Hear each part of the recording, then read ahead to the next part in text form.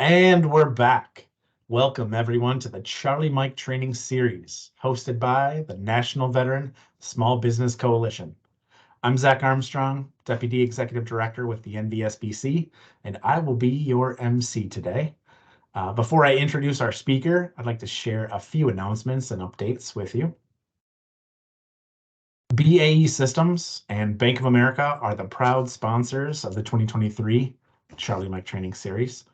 Both are generous and thoughtful supporters of the NVSBC and the GovCon ecosystem at large. I highly encourage you to seek them out at GovCon conferences, events, and more to see what they can do for you. And please tell them that you enjoyed the Charlie Mike Training Series and just say thank you for the support. For those of you who are finding NVSBC for the first time, or those that are still learning a little bit about the NVSBC and what we do, we are known for connecting GovCon professionals and businesses of all sizes, along with aspiring GovCons, to the people and to the resources they need to grow their small business. So we develop the knowledge base and skills for GovCons, and that's through our training programs. We connect veteran entrepreneurs with business opportunities. We do that through our engagement programs. And we promote policies and acquisition strategies through our advocacy efforts. So our coalition and the GovCon ecosystem, this is made up of who we serve, our service-disabled and veteran-owned small businesses, the large primes, the federal agencies, and the service providers that all work in concert to support those SDVOSBs. So check us out on our website, specifically under programs and also under events, to get involved as we engage with more than 10,000 GovCon professionals every year.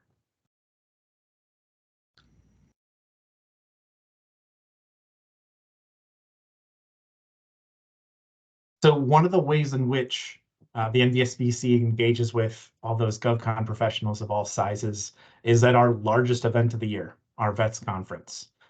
So in 2023, the coalition came together for 3 days down in Orlando, Florida, with the greater GovCon community, and assembled a remarkable event. It was the largest event we had ever held. We had over 1,100 attendees and 400 on the wait list. So Vets 24 is going to be all that much greater. We're at a beautiful 4-star venue at the Rosen Center. So more than 100 exhibitors, more than 100 speakers. We're poised to knock this one out of the park, and we hope you join us. So exhibits and sponsorships are available now. The exhibit selection's open. Again, it's going quickly, so get yours today and select your location. Be on the lookout for registration to open in January, so that's right around the corner. So come connect with procurement decision makers from the VA, GSA, SBA, HHS, DOE, DOD, along with more than 25 large GovCon primes. You can come connect with the small business primes on every GWOC and IDIQ vehicle. So this is a place to come fill your pipeline at our conference, May 20th through 23rd in beautiful Orlando, Florida. So some upcoming events, we have an array of engagement and training events for you to participate in. We're going to be in Tampa at a holiday social as well as a networking dinner in the next couple months. We'll be in DC at a networking dinner twice in a couple months. And we'll also be in Norfolk and Huntsville for networking lunches. So highly encourage you to check us out in person, come meet a lot of potential people to partner with, a lot of educational opportunities, success stories, get a chance to grow your small business. We also, in middle 2024, actually not middle, still Q1, we're going to offer our Veteran Access to Capital Symposium, both in person and virtual, so a hybrid event. And then we're going to be in 4 more new markets in 2024.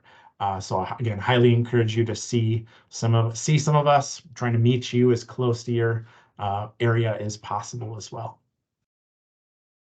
All right, so it's my privilege to be your moderator today. I do want to introduce our new Director of Training, Marie Mishker. Marie will be leading our Charlie Mike Training Series and will be taking over primary moderating duties here in the near future. But we're incredibly lucky to have Marie on the staff at NVSBC, and we believe all of you will benefit from her talents and her GovCon knowledge, and you'll get to see a little bit of her flavor on what training means to NVSBC. So be looking for Marie to moderate these in the future, and myself and Scott and some others will still contribute. A couple more notes, just sending thank you to all of those who registered ahead of time through our events page and for sending in your information and questions. I was able to share some of that with Jack, our speaker, who I'm just about to introduce. And, towards the end of this training, I'll get a chance to deliver some of those and ask those questions to Jack as we get things going. So with that, I would like to welcome Jack Beecher, operations manager for the Mahorsky Group, to the Charlie Mike Training Series. As I've become more familiar with Jack and his GovCon history, I've been impressed with a few things, and Jack probably hasn't heard me say this yet, so hopefully it's all good. But first, he's an Army veteran, coming from a family of mostly Army veterans. We do have one Coastie in our family, but I do just want to say thank you first and foremost, Jack, for serving our country. And of course, go Army, I know I'll get some flack for that one, but, second, your experience and your knowledge. I know you've been engaged in the small business community for more than 50 years. So you've seen a lot of the ups and downs, the goods, the bads. That's part of why you're such an interesting, trainer, because you get to share some of that wisdom and knowledge and marry it up with stories and anecdotes that really make learning that much more fun. So I know Jack was a program manager for the U.S. Army Corps of Engineers for the SDVOSB category as well. So he knows the SDVOSB 3% set aside goal. He understands all of that.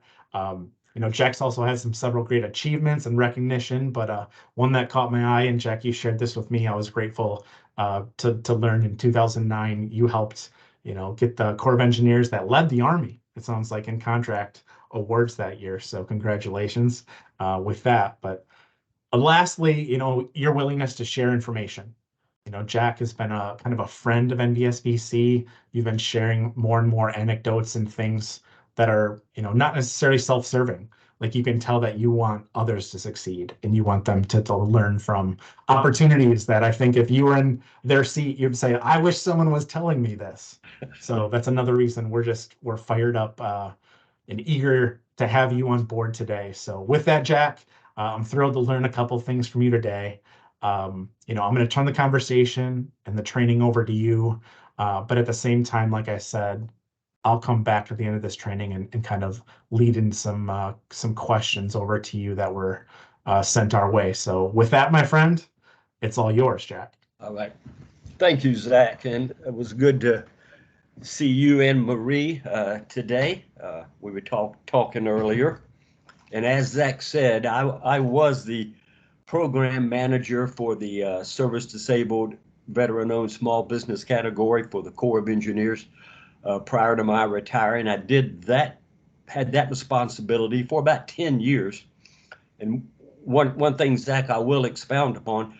You were right. The Corps of Engineers did lead Army in 2009 in contract awards, but it was contract awards to service disabled veteran-owned small businesses.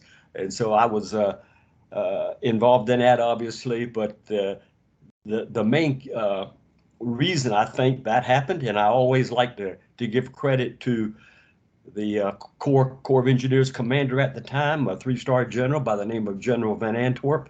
He was 100% behind that program, and I'd got a call from headquarters one day from the chief of the small business program there saying, Jack, the general wants you to be the program manager for this specific category. And I was like, guy's name was Tony. I said, Tony, I'd love to do that, but I'm not coming to DC.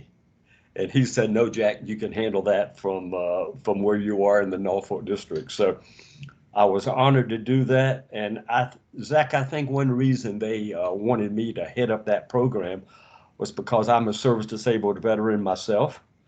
I did a tour of duty in Vietnam in 68 and 69. So I had a special interest, if you will, in helping my brothers and sisters who were now trying to be successful in the federal marketplace. So I think that's why I'm here. I'm still doing that primarily in my duties with Mahorsky Group. I focus on SDVOSBs and other small businesses, but a lot of my focus is on helping SDVOSB. So I've been doing that as Zach said, for a lot of years now, 50 plus years in the federal marketplace. The presentation I'm going to do today, I actually got a call back around 2000 and I would say 10 from a friend of mine in the Small Business Administration. And he said, Jack, I'd like for you to, if you would please consider this, prepare something, a presentation, something you can do at one of our conferences to help contractors, small businesses coming in, service disabled, women-owned, HUB-zone, who are trying to get into the federal marketplace maybe for the first time, or they've been in it for a couple of years and they seem to be frustrated because they're not making a lot of progress. What are some of the, and I titled it, Tips for Success, that you can share with those companies to maybe help them get a better start or to gain some momentum in what they've been doing. So I thought about that, and I came up with about 12 to 15 different things, if you will, or processes that companies could do and should do in order to be better prepared when procurements hit the street or they're marketing themselves, even for potential sole source procurements. So that's the focus of this presentation.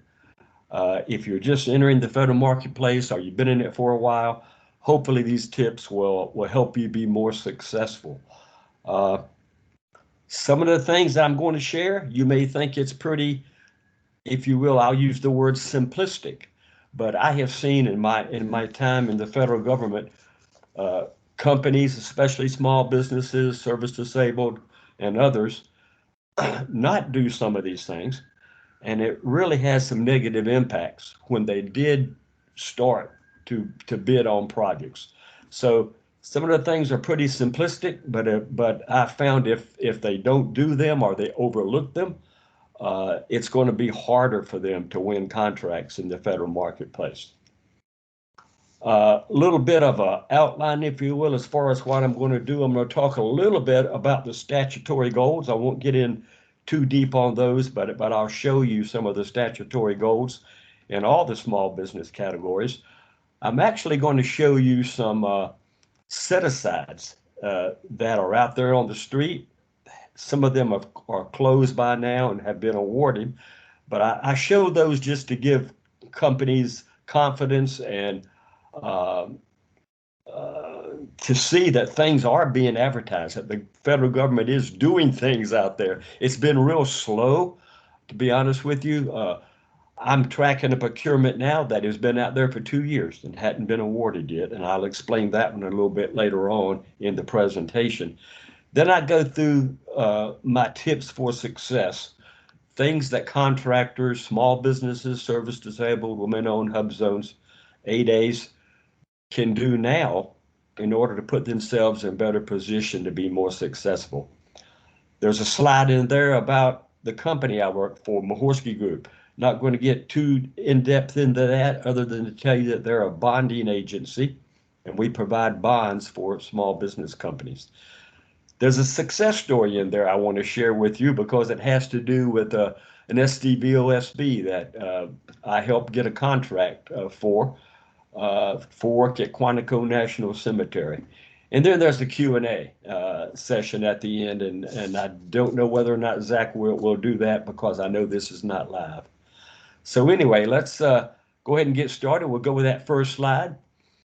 So that first slide that you see there, those are the 5 small business categories that each federal agency currently has. Now, I know there's talk about increasing some of these percentages.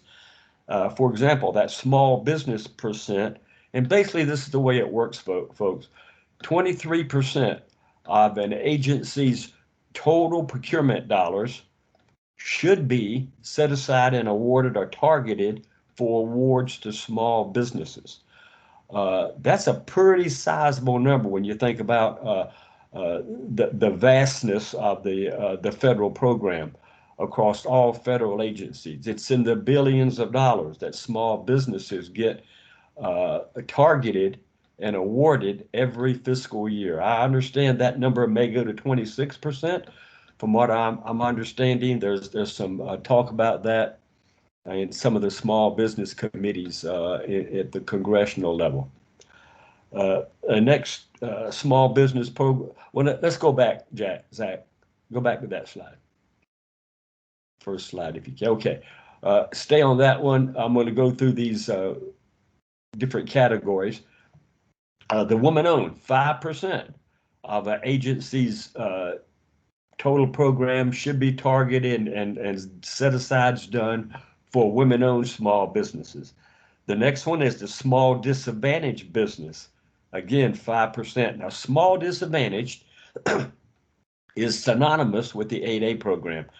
Section 8A of the Small Business Act basically allows agencies such as the Corps of Engineers to do sole source contracts to a small disadvantaged business that's been certified as 8A by the Small Business Administration. So you got a 5% goal there. The other goal that you see there is historically underutilized business zones, or hub zones for short, 3% goal. And then, of course, my favorite, service disabled veteran owned. Zach mentioned that 3% goal. And I understand there's talk about raising that to 5% as well. We'll see how that plays out in the halls of Congress. Public Law 106-50 was passed back in 1999. That's basically the law that allows agencies, Corps of Engineers, Navy, Army, Air Force, etc., to do set-asides for companies owned by service-disabled veterans. If you're an SDVOSB, FAR 19.1405 talks about awards to SDVOSBs. I'd read that FAR site, just kind of be familiar with what the regulations say. That's the Federal Acquisition Regulation, by the way. Read that FAR site and be familiar with what it says about awards to SDVOSBs. Next slide, Zach. Again, I'm going to go through some set-asides that I have been tracking. This is a construction SATOC. That stands for single, SAT. Single award, I forgot what that synonym stands for. Single award contract, I believe, for construction out of the Baltimore district, actually set aside for women-owned small businesses. Now, what does that mean? Only companies who are women-owned small businesses can compete on that contract.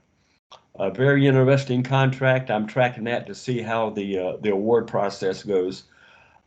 Once awarded, it'll be awarded to between 3 and 5 companies.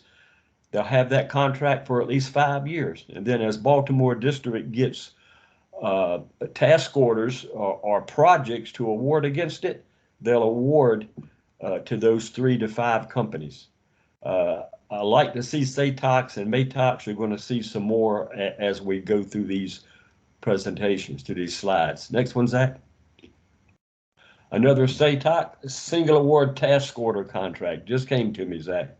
There it is. Now that this one is actually set aside for 8A companies. So you'd have to be certified by the SBA in the 8A program in order to compete on that. It's a $50 million contract over the next 5 years. Now, I mentioned 8As can get sole source, and they can, but up to a certain dollar value. Right now in construction, that dollar value is $4.5 million. This one's over that. Obviously, it's $50 million over the next 5 years. So this district decided, I'm not sure which district that was, I forgot, but they decided, sorry, it's NAVFAC, that's Navy. They decided to do it as a competitive 8A. So again, similar to the women-owned, but now they've got this one set out there, set aside for 8A. Next slide, Zach. This is one of my favorite contracts. It's out there right now. I actually helped the Fort Worth district on the market research on this one, Zach. Uh, when awarded, it will be the largest SDVOSB construction MATOC. Now, this is a multiple award task order contract. It'll be the largest one in the entire federal government. I had a call on this one back in 2020, I believe it was, 2021 maybe, from the small business director at Fort Worth. She at the time, she's since retired. This thing has outlasted her, Zach, as far as the award process. She's actually retired, but she knew that I had a heart for helping SDVOSBs. She wanted to get that set aside in that program. She asked me to assist her. Basically, what I did is I contacted the SDVOSB construction companies that I'd become familiar with in a 5-state area. Texas, New Mexico, Oklahoma, Louisiana, Arkansas, I believe was in that list. Basically states that bordered Texas, and told them about this procurement that was coming out. The small business deputy sent me a little synopsis of it, so I was able to send them, those companies, what the work was going to consist of, and encourage them to contact her if they were interested. I contacted about 35 companies, and she told me that about 21 of them sent her their qualification packages. And long story short, she was able to get that set aside for our SDVOSB community. Again, it'd be the largest construction MATOC for SDVOSBs in the entire federal government. The VA's interested in this one, Zach, as is the SBA. Both of those agencies are going to do a good newsletter on it when the awards are made. So just wanted to highlight this one. It's not been awarded yet. It's taken 2 years. COVID had an effect on that, as it's had on a lot of things, because a lot of agencies were working from home and people just could not get contracts awarded as quickly as normal. So anyway, that one's coming. I'm tracking it, and once I find out who the awardees are, I'll put that out there, Zach, and maybe you can put it on your system so you can announce those awards. Yeah. Next slide. A hub zone set aside. This is out of the Washington headquarters service. This is $100 million SATOC, means it'll be a single award task order over 5 years, reserved only for hub zone companies. Next slide. A small business set aside. This is out of the General Services Administration, $200 million over 5 years, a construction MATOC. Next slide, Zach. Going back to some SDVOSB set-asides that are out there. One correction on this slide. This is out of the Veterans Administration. It's 25K to 100K. I had a million on that. I need to fix that slide, Zach. But again, the VA, the Veterans Administration, has a focus on doing SDVOSB set-asides. Most everything the VA does, they're going to target SDVOSBs first, which makes sense to me. If you're the Veterans Administration, then you ought to be, more than any other agency, putting out SDVOSB set-asides. This is just one of them. Evidently, they're building a pet holding space. I'm not even sure what that is, but it's a $25,000 to $100,000 contract. They've got it advertised out there. Next slide. Another SDVOSB set-aside out of the Veterans Administration, a roof repair at one of the, I think this is at the Hampton VA Center, Zach, in Hampton, Virginia, $500K to $1 million. Only SDVOSBs can bid on this. And the next slide. Another SDVOSB set-aside out of the Veterans Administration, security building renovation, $1 million to $2 million. Love to see these kind of set-asides out there. The more of these you see, the more our SDVOSB community will be getting these contract awards. I think I may have one more, Zach. Next slide. No, I think now I'm getting to the tips. So let's go with the tips. Next slide. Okay. There are 2 tips on this slide. Well, you can do them one at a time, Zach. That'll be fine. The very first one is capability / past performance history. You know, obviously that's key. It's what most agencies are going to want to know. Do you have the capability and the past performance history to perform whatever procurement it is? For example, that MATOC out of the Fort Worth district, because it was an RFP, request for proposal, they did ask for some capability packages from the companies that they're going to be awarding those contracts to. Why? Because the Fort Worth district's going to want to make sure that whoever they award those contracts to are going to have the capability to perform the work. Some of that, they'll look at the past performance history of those companies. Have they done similar work before for any other agency, whether it's the Corps or NAVFAC or GSA, Air Force? But in a procurement that large, they do want to see past performance history. Now, I know that companies sometimes, especially if you're just starting in the federal marketplace, you may ask, well, I've never performed a contract for the federal government. Is that going to automatically disqualify me? Well, it depends. It depends upon the procurement. If it's a large procurement like that MATOC, where some of the task orders might be upwards of $1 million, yes, you're going to have a hard time winning a place at the table for one of those MATOCs unless you can show some past performance history. One way to get past performance history without ever having done a project for the federal government is you can get that as a subcontractor. So what I tell companies to do, small business companies, is target some of these prime contractors, some of these general contractors as potentially being a subcontractor for them, because you can build up past performance history and capability by doing subcontract work. The government will accept that type of past performance history. But that's one way you can build up your capability and past performance history without ever having done work directly as a GC or a prime for the federal government. Next slide. Financial stability. And I got to tell you, this is one that a lot of people overlook, contractors and federal agencies. Why? Because a lot of federal agencies, Corps of Engineers is one of those, focuses more on capability and past performance history. We tend to ask very little questions about financial stability. Now, why do I say that's also important? And especially in construction. Well, it's because the government pays on progress payments for the most part. So any contractor that wins a contract with the Corps of Engineers, they're going to have to start performing, and then as they complete certain percentages of the work, it's called performance of work, then they can bill, send in invoices, and they get paid for that percentage of the work that was completed.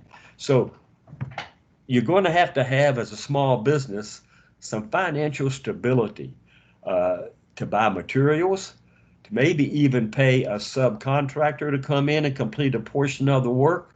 Then you bill for that work, and the federal government pays you prompt payment act says within 14 business days of receipt of a proper invoice. So as a small business, service disabled, woman on hub zone, whatever classification your company may be, you got to look into that financial stability piece of it. Get a line of credit so that you're able to finance certain portions of that work, and then you bill for it as the work progresses.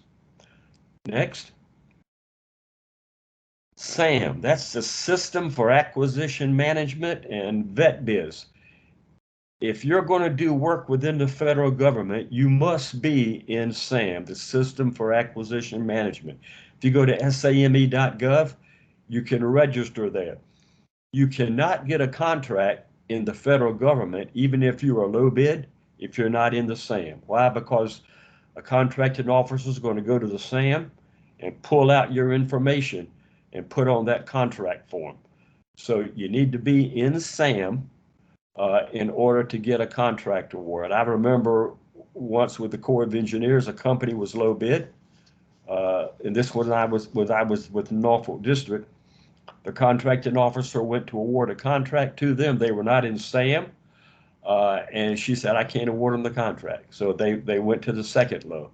So again, very important to be in that SAM, SAME.gov, and be registered.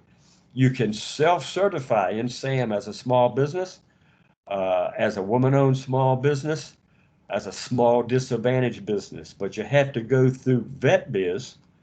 Well, I'm back up on that a little bit. You can self-certify in SAM as a veteran-owned or service-disabled veteran-owned small business, but I know that VetBiz, that requirement is probably going to be done by the Veterans Administration within the next year or so, if it's not already a requirement. So you need to be, if you're an SDVOSB or veteran-owned small business, you need to be certified in VetBiz. Next slide. One more there, see what happens. Sources sought, GovWin, and marketing. I don't know how many contracting officers I have called me and some still do and say, "Jack, small businesses are not responding to my sources sought." A sources sought is basically where an agency will put out an upcoming procurement, a little bit of a synopsis on it and say, "This is coming. Let me know if you're going to be interested." They usually will put that sources sought in GovWin. And I get a lot of negative feedback from some contracting officers that small businesses aren't responding to the sources sought. You know what happens when a small business doesn't respond? A lot of times contracting officers make the determination that small businesses either aren't interested or aren't capable, and they put it out there unrestricted, and then large businesses are able to compete. We don't want that. If I'm a small business champion, I want as many projects going to contract awards going to small businesses as we can. So let's make sure you're following the GovWin, where agencies advertise sources sought. If you're qualified, if you feel like you think you can do that particular project, respond to it. It'll help with their small business set-aside decision. Marketing, you need to market your capabilities to federal contracting officers. Corps of Engineers, for example, you can go to the Corps of Engineers homepage. It'll at headquarters, it'll give you a list of all 32 Corps of Engineers districts. Each district has a small business director. You need to go meet with that small business director and introduce your company to that person. That person will be your lead-in to any project managers, contracting officers within the Corps of Engineers. But you need to get out there and market who your company is and what your capabilities are. Next slide, Zach. I tell small businesses, SDVOSBs included, have a working knowledge of the FAR, the Federal Acquisition Regulation. Now, what do I mean by working knowledge? The FAR is a very voluminous document. There's a lot of things in the FAR that won't even apply to a small business. But if you're a small business, I would focus on FAR Part 19. That covers the small business program within the federal marketplace. Read that. Be familiar with what it says about the small business program within the federal government. And if it's a FAR Part 19, it applies to all federal agencies, not just Corps of Engineers that I'm more familiar with. So have a working knowledge of the FAR so that you can talk intelligently when you go in to market your company to various federal agencies. Next slide. Oh, this is an important one. You have to be cost effective.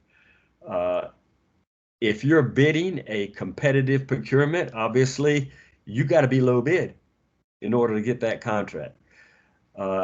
And I can tell you, even in a best value procurement where the agency is not necessarily going to award a contract to the low bidder, they may be more interested in a company's technical capabilities, like in that MATOC, that large MATOC that I talked about out of the Fort Worth district. It's not a low bid, it's going to be a best value procurement.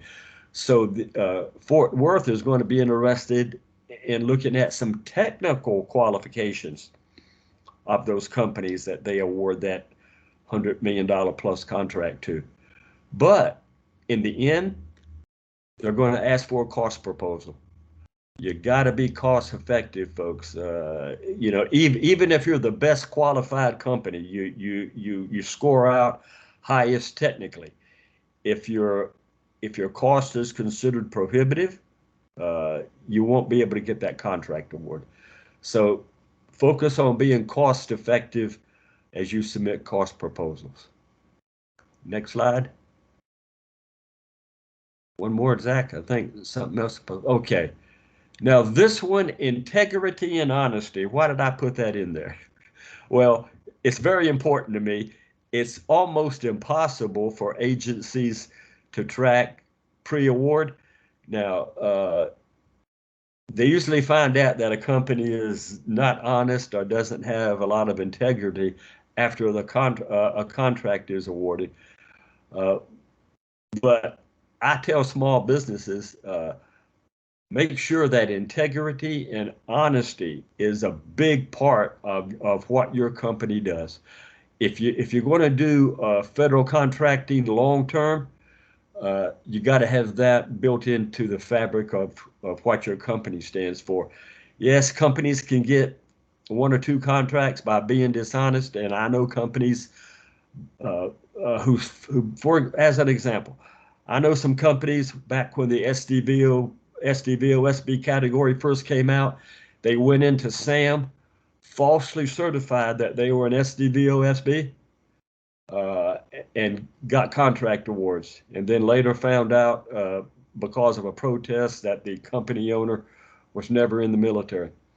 So you can bring dishonesty into the picture early on, but by the way, that contractor was debarred and suspended. Is no longer doing business with the federal government. But if you really want to have a successful company and long term with the federal government especially, make sure your company's has a high degree of integrity and honesty. Next, Jack.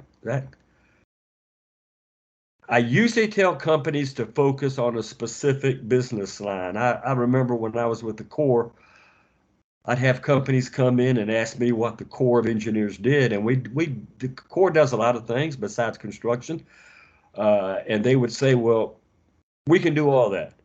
And what I found is companies who spread themselves too thin, they usually aren't good at very good at one thing.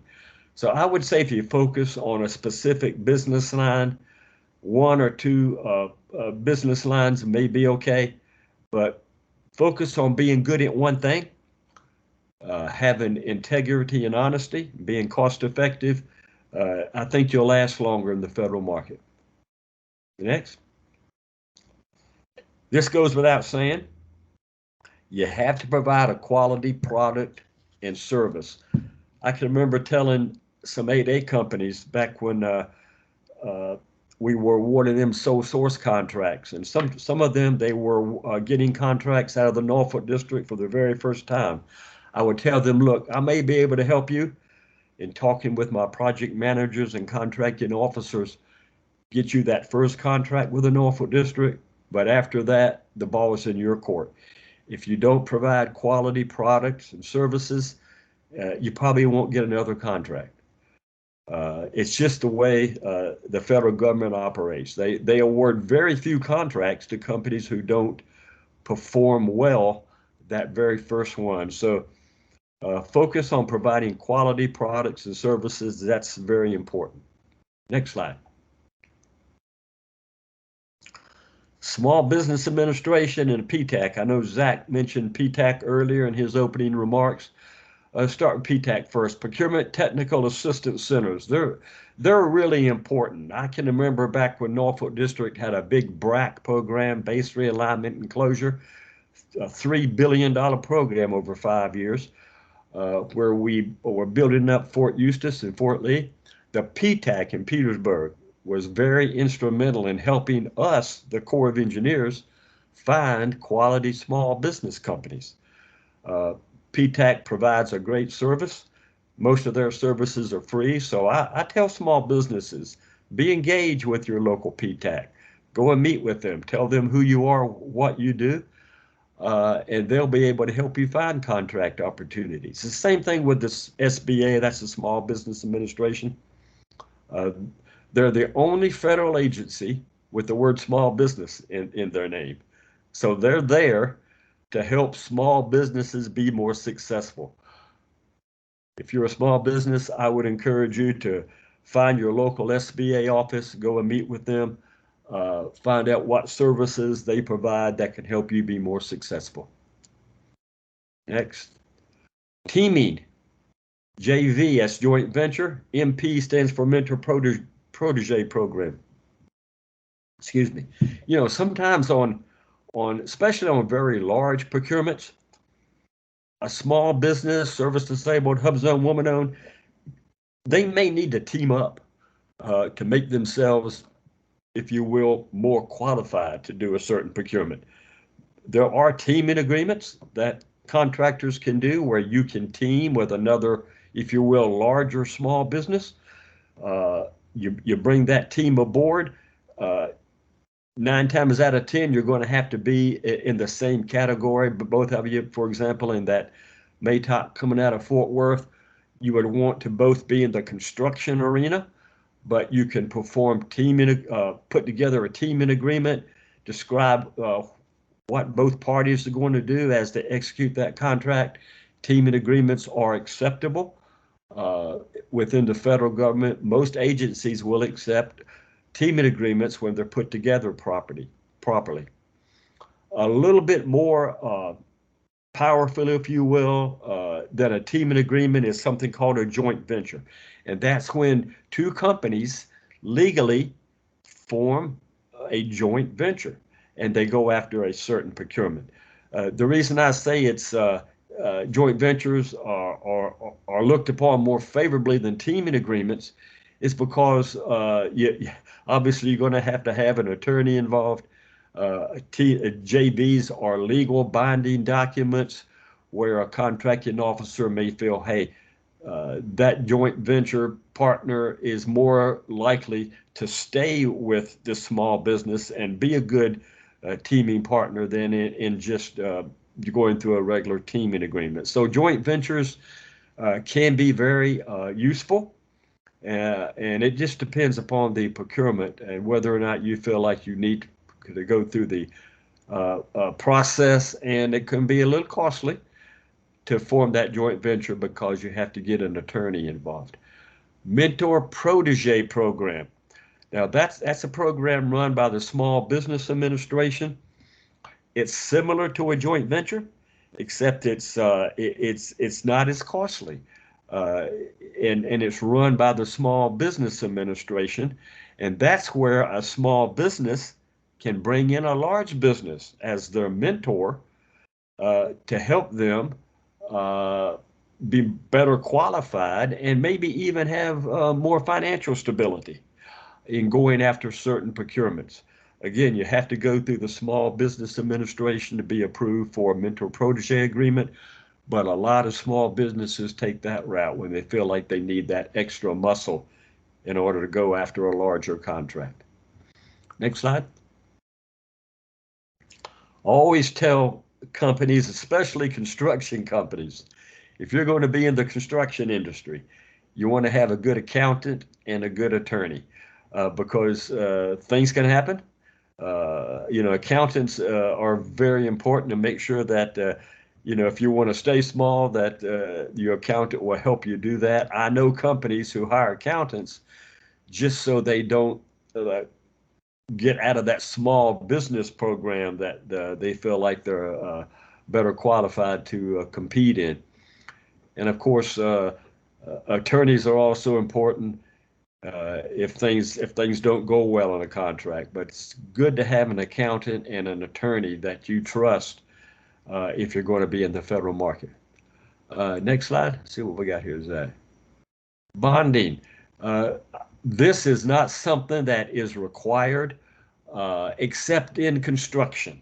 For contracting construction is more than $150,000. You have to have a bond. Bond is the way I like to describe it, it's kind of like an insurance policy that guarantees to a federal agency that your company is going to perform that contract and do it well. If not, then you can be terminated, and the bonding company has to step in and either get that contract done by an outside party or perform it themselves going through their procurement processes.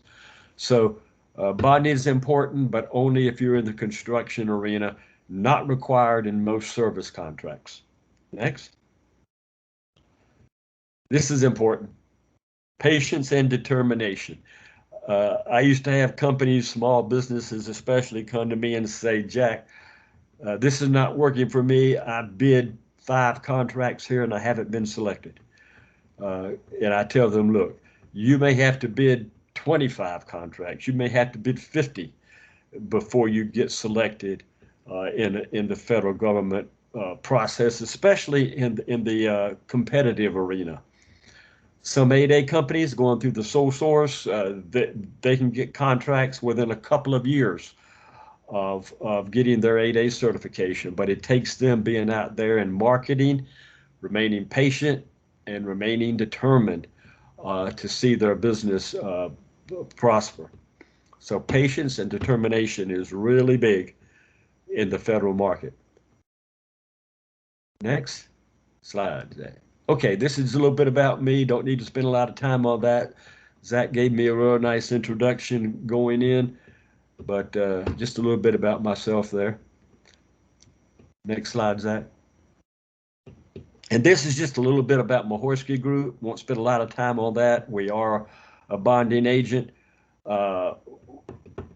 0 losses since, I need to correct that slide, should say 0 losses since 2018, and that's because our people spend a lot of time making sure we're bringing aboard good quality small business companies. Next slide. That just shows the offices where Mahorsky Group has locations. Main offices is in Quakertown, Pennsylvania. And let's see, this is my success story. I need to fix that slide. Today is not spelled right, obviously. But I had a call back in 2000 and, I guess this was about 2 years after I retired. So 2015, from a contracting officer saying, Jack, do you bond? Does your company bond a service-disabled, veteran-owned small business that is also 8A? Because we want to award a sole source contract to do work at Quantico National Cemetery. There was an expansion of that cemetery taking place. Now, the reason the Corps wanted to go 8A, they had tried to put it out there competitive procurement twice and failed to get awardable bids. So I got a call from somebody I know, and they said, do you bond in 8A? We also wanted to be SDVOSB. Why SDVOSB in 8A? SDVOSB because this cemetery is run by the Veterans Administration. The VA focuses on SDVOSBs. So we did bond a contractor out of Florida, 8A, SDVOSB, that had a lot of experience doing private cemeteries. So we got them engaged. And I called a friend of mine with the Veterans Administration and asked about companies he knew, SDVOSBs, that also were experienced in installing crypts. Why? Because a large portion of this project was going to be installing crypts as they expanded the cemetery. So he gave me a list of 5 companies, 5 or 6. We vetted them and chose one. So what we did here, guys, is we formed a joint venture with 2 SDVOSBs, one a GC, one a sub that was the CRIP installer, presented that team to the Corps of Engineers. Was a good team. The Corps selected them, awarded them a sole source contract at $3.8 million for phase 1. They did phase 1 so well, Zach, they finished it 2 months ahead of schedule. I get a call from the Corps saying, do you think your team would want to do phase 2? It's $1.9 million, a smaller phase. Obviously, our team was already there, manpower, equipment there. I said they probably will. So they got that project awarded $1.9 million, also sole source. Now, phase 3 came out. It was going to be over $4 million, about $4.2 million was the Corps' estimate. So I advised the Corps if they put that out there as a service-disabled, veteran-owned small business set-aside, I thought that they'd get a good price, not only from our client, but from other SDVOSBs. And they did. Matter of fact, our client was low bid on that one at $3.9 million. So basically what happened is the client that we recommended, 8A, service disabled, for a $3.8 million sole source contract, ended up with about $9.2 million in awards without actually having to move their equipment very far because they were on that same facility. So I thought that was really a good success story. And not only that, but it propelled that team forward. And since then, they've won about $40 million in veteran-owned, in VA advertised cemeteries across the country. But that little project there, at $9 million worth of work at Quantico, kind of propelled them onto bigger and better things. So just a great success story, I think, for an SDVOSB that was also 8A. Next slide. That's it, Zach. I've gone through that fairly quickly. It's Q&A now, but I know we don't do Q&A on this round. Yeah. I'll jump in. So we did Okay. receive roughly 9 questions, Jack. So I'll share some of those with you. And again, thanks to all those who registered ahead of time and provided some of these questions. But Jack, thanks for making time with that as well.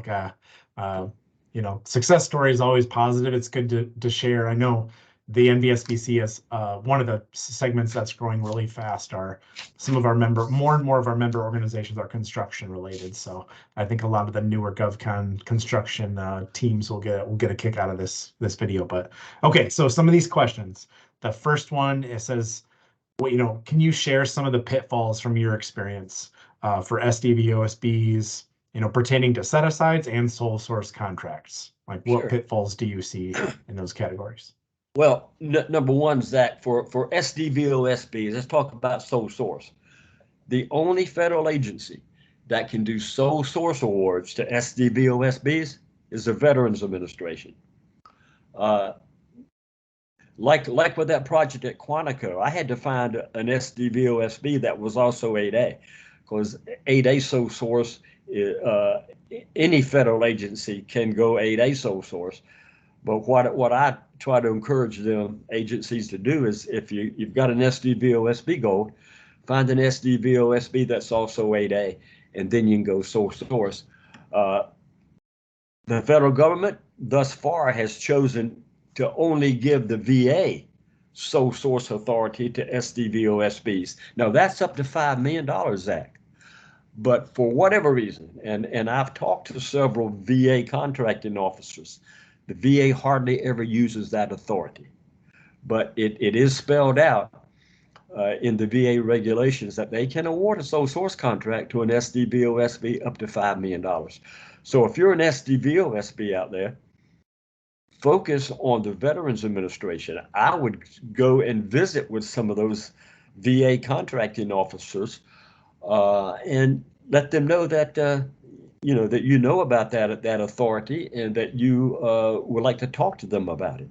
But that's one of the pitfalls. I think a lot of SDVOSBs think that any federal agency can award them a sole source contract, but it's not the case right now. I'm hoping that the federal government will allow sole source awards to SDVOSBs to all federal agencies, not just the Veterans Administration.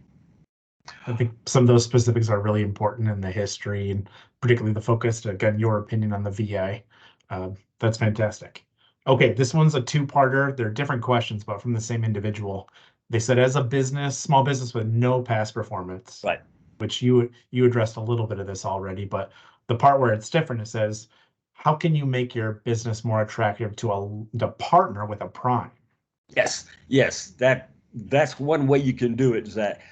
What I would suggest is that companies find a prime, obviously, that do what they do. Has to be in the same business process, whether it's services or construction, IT. That prime has got to be in the same line of business that you're in. Go and talk to them. Tell them what your capabilities are. Even if you don't have past performance history as a company, I'm sure that you have people working for you that have personal past performance history. You can use personal past performance history to satisfy some of these prime contractors. If you can get a subcontract with a prime based on, say, an employee's past performance history, or if you're the owner, your past performance history, a lot of personal past performance history, a lot of times those primes will accept that. And then they'll move forward with you with a subcontract. And then you can use that subcontract as a springboard for past performance history with a federal agency. They will accept subcontract work as past performance history, most federal agencies. I appreciate that. And I mean, I think that's where, what we try to do as one of the organizations out there to create the conditions for primes and SDVOSBs to connect and VOSBs to connect, to engage, to understand. Like, if you want a subcontract, you gotta engage, you gotta share, you gotta learn, you gotta be prepared, understand like who's doing what and how you could fit in either by yourself or better than somebody else. But the second part of this question, Jack, says, is getting on a GSA mass schedule or MOS schedule using the Springboard program for a new small business with no past performance a sound strategy? Yeah. GSA contracts can be attractive, especially for any company providing services. They actually have them for construction, but I can tell you a lot of federal agencies, Corps of Engineers, Navy, they do not use the GSA construction contracts. But if it's for services, yes. Now, GSA, from what I understand, and I've talked to some of my GSA counterparts when I was with the Corps, they don't look so much at past performance history of the company. They look more at the personal past performance history of the owner or the employees of that company. So obviously, if you're an owner of a company and you're hiring employees that are expert in IT services, as an example, GSA will bring you on as a GSA contract holder. And I can tell you that a lot of IT services are ordered by Corps of Engineers, NAVFAC, Air Force off of GSA schedule contracts. So it can be a good springboard to getting past performance history off those GSA contracts. Yeah. With the and presenting that to the Corps of Engineers or to any other federal agency. So I would suggest finding out who some of these GSA contracting officers are that issue these federal supply schedules, and again, going and marketing directly to them and looking into how you can get on a GSA federal supply schedule. I think it can be really a good move for any company. Okay, great. 3 or 4 more. This question, Jack, you had addressed joint ventures, teaming, and mentor protege, but it says, can you tell us your experience, your advice? What is your advice when it comes to like market research and capture? Like I know you talked a little bit about SAM.gov, VetBiz and things like that, but for market research and capture, what comes to your mind? What do you want this audience to know? Okay, I would say that I would want the audience to know that they do need to follow GovWin, especially because that's where the government is doing their sources sought, and the government does their market research. They put upcoming procurements out there on that GovWin in that GovWin database.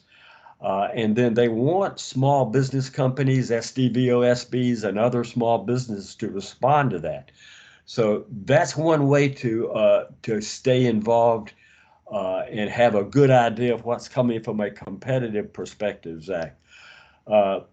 Sole source opportunities, especially if you're an 8A company, you want to go, or I would say not just 8A, but any small business. You want to go and market your capabilities directly to those contracting officers within a federal agency or to the small business directors.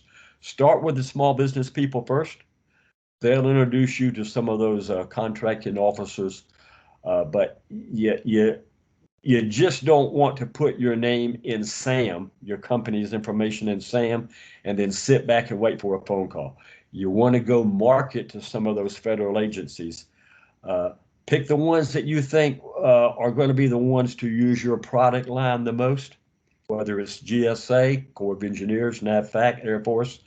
That's who you want to target and go and market what your capabilities are. Yeah, I love that. I mean, it's still an engagement game. You have to be in the database. You're right. You can't just sit there and put it out there. But at the same token, you can become more and more increasingly sophisticated the more you speak to program managers, contracting officers, other SDVOSBs and VOSBs. Like you're gaining a lot of knowledge when you engage with potential peers, potential teaming partners. Become better and better all the time. But go ahead. Zach, I would offer one more tip. As far as partnering and teaming. Let's say that you're in IT and you're not 8A certified, so you can't get a sole source 8A contract because you're not 8A certified. But let's say you're service disabled. I would suggest that you find a good quality 8A company or two that offers IT services, that offers what you offer, and go and partner with them, because they may be willing to bring you aboard as a subcontractor with them on a sole source contract.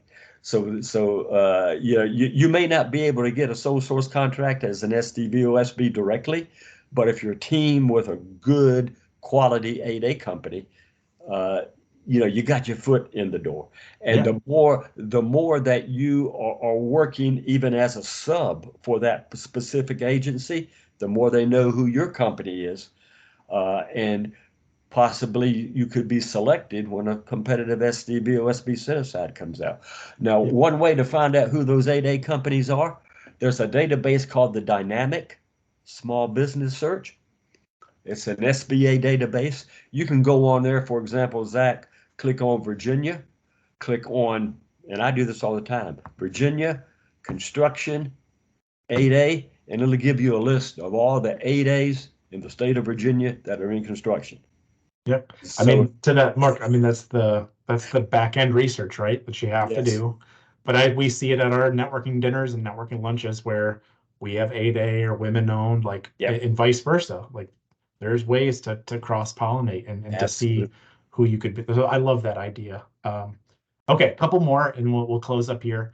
There's 3 different questions within this question, but ultimately it's saying, how do you win contracts with an agency being a startup business, which you've somewhat addressed, but it's parlayed or kind of connected to another question is like, are there consultants to teach you how to bid on contracts? So there's a whole ecosystem of this, but I just wanted your perspective. What's on your mind when I kind of ask those questions? There are consultants that you can pay to help you with that process. I don't know of any of them. But I have talked to small business companies who have paid as much as $10,000, for example. One of them told me he paid $10,000. This is years ago, for a company to help him uh, get his foot in the door with the federal government. And he said the guy did very little. He said so he basically lost his $10,000. Uh, I would suggest that they start with the P-tax, that they start with people like yourself, Zach, and your organization. Start with agencies that aren't going to charge them anything first and see how that goes. I think they would be surprised as what's out there that is free of charge. Yeah. Where they could learn a great deal about the federal marketplace and not have to pay upwards of $10,000 to some consultant. Yeah. I mean, I think to me, where I sit, like there's a time and a place for that. And at the same token, you're right. There are a lot of free resources. That's what the Charlie and Mike training series is here. Like Yes, it's trying to that's true. get diverse perspectives from multiple people and agencies on, how to become a successful GovCon and how to stay and remain a successful government contractor. Okay, I have one more question. I'm really interested in your answer on this because I don't know it very well. But when it talks about no bid contracts, can you share what you know about no bid contracts? Zach, I think what they're talking about is the 8A program, the sole source awards, Okay. where there are no bids. Basically, what an agency does, Zach, and the Quantico project I described is a great example. Once the agency says, okay, I think this is a good team you've put together, Jack, it's basically what they told us, and we sent them capability packages on both those companies. Then it becomes a negotiated procurement directly with that 1-8A that was also SDVOSB. So there's no bids on it. There's a proposal, a cost proposal that is submitted, and then there's a negotiation process. But there's no other companies, no bids was involved in that particular procurement. And there are probably, the last thing I heard years ago from the SBA, at least $25 billion worth of sole source contracts awarded in any given fiscal year. No. So it's a big number of contracts that are getting awarded sole source. Now, all of those aren't through the 8A program. In times of war, there was a lot of sole source work going on during the buildup in Afghanistan and Iraq, mostly going to large business companies, to be honest with you. And I think part of that $25 billion was in that. But there's a lot of 8A sole source awards, no bids awards being done. And that's where an SDVOSB, if their team with a good 8A that they trust, can get in on some of that sole source work. Also, obviously, going to the Veterans Administration, who can award sole source work to SDVOSBs. Well, I mean, with that, Jack, I feel like I got a chance to know you even better, hear a lot of your insights and best practices. Like I know you're out in the community, you attend events, like you're here, you're willing to share some of this in person, let alone virtually like this. So, but on behalf of our board of directors, our staff, our coalition, I do want to share, our appreciation for you. So thank you for being our speaker today. Making time to share your GovCon knowledge. I do want to thank our sponsors, BAE Systems and Bank of America. To everyone who's watching, if you have questions, you can contact NVSBC at contact@nvsbc.org. We are a nonprofit, so join us at nvsbc.org for training and events. We have a variety of training programs, and until next time, take care, everyone. Thank you, Zach, Marie. Bye-bye.